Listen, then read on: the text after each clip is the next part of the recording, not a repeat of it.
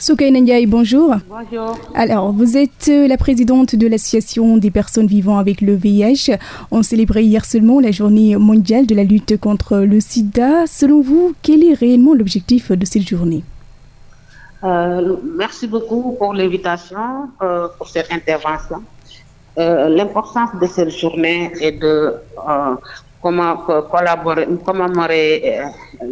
la journée mondiale de lutte contre le sida pour marquer les acquis, les avancées et faire en sorte que la lutte contre le VIH puisse être quelque chose de marquant et qu'on puisse être en mesure de mesurer l'impact du VIH, non seulement par rapport à la lutte contre le VIH, mais aussi mesurer les importantes avancées qu'on a pu notifier à travers la lutte contre le VIH-Sida, les efforts fournis,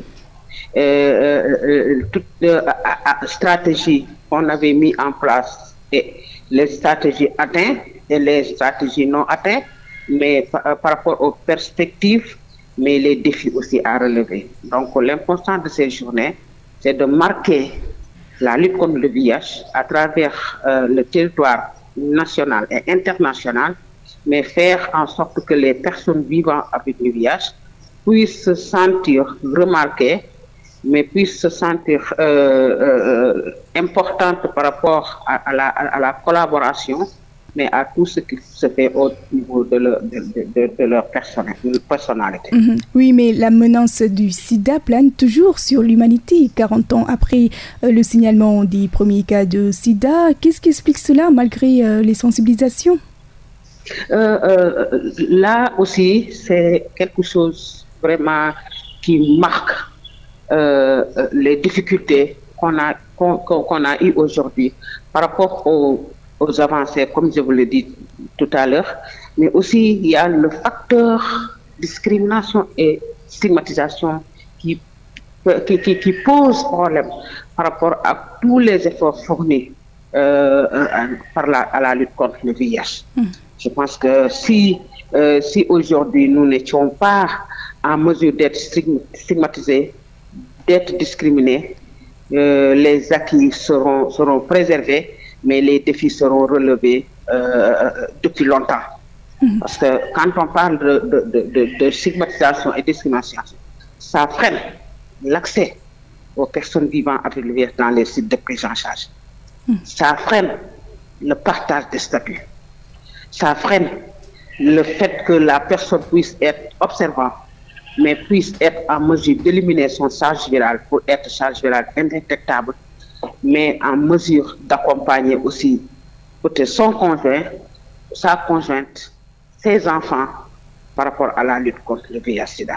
Parce que ce qui fait que les femmes continuent à infecter leurs enfants, c'est grâce à ce phénomène qu'on appelle stigmatisation et discrimination qui fait que des enfants continuent à s'infecter. Alors, quelles sont les personnes les plus touchées par le VIH selon vous?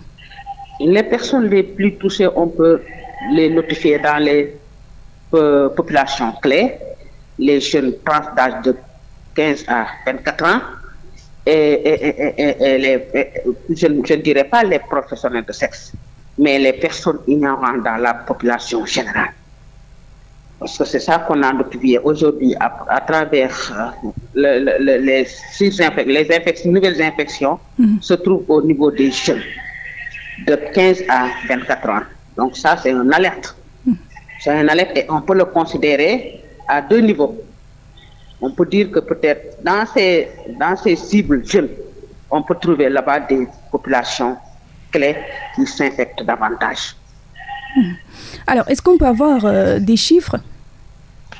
Des chiffres, je ne veux pas entrer dans le détail parce que je ne suis pas technicien, je ne suis pas, je suis acteur communautaire. Oui. Je reste dans mon domaine acteur communautaire, mais pour vous dire qu'aujourd'hui, l'infection à VIH continue à alerter l'opinion à travers ces tranches d'âge, comme je vous l'ai dit, les jeunes de 15 à 24 ans, Mais les PVVIH restent aussi énormes et méritent d'être accompagnés par rapport aux nouvelles technologies, par rapport à l'égalité, mais par rapport aussi à la prise en charge adéquate, accessible, mais adaptée aux populations. Oui, les chiffres, disons étant donc la présidente de cette association avec vos investigations, raison pour laquelle on demande peut-être des chiffres qui vont nous permettre de savoir réellement les personnes touchées. Mais qu'est-ce qui peut causer donc cette maladie-là? La maladie du VIH peut être causée à 3 niveaux. On peut dire que des infections, des IST non traitées peuvent être la porte d'entrée du VIH. Parce que par rapport à l'infection du VIH, l'infection se trouve à 3 niveaux. Dans des rapports sexuels non protégés, pendant que la femme tombe enceinte, par rapport à la portée de son enfant, à l'accouchement, et à l'allaitement, dans l'allaitement, pendant l'allaitement. Des objets tués par un sang infecté par le VIH et que d'autres personnes puissent être coupées ou bien touchées avec une porte d'entrée, je dis bien avec une porte d'entrée, une personne qui s'est blessée avec un objet sué du sang, avec la présence du virus positif et avec une porte d'entrée de la personne qui a été blessée par cet objet tué du sang infecté. Alors, quelles sont les mesures de prévention? Les mesures de prévention sont énormes. Mais la première mesure de protection, c'est des rapports sexuels protégés. Je ne peux pas oser dire à ce moment, dans ce pays où la sexuelle se fait précocement aujourd'hui, sinon j'allais dire la fidélité.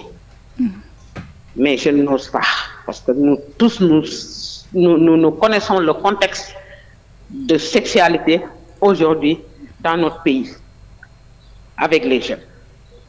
Donc je ne vais pas m'attarder par rapport à l'infidélité, mais j'osais dire qu'il faut des rapports protégés.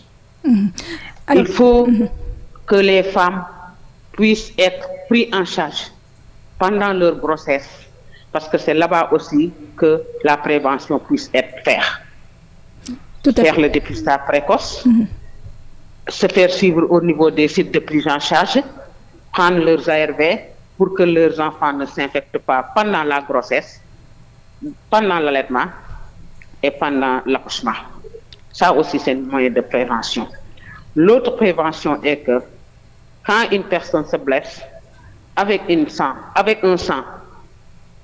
que tu connaisses que le sang est sué, que tu ne connaisses pas que le sang est sué, va vite dans les structures de soins pour être pris en charge parce que les mesures préventives sont disponibles.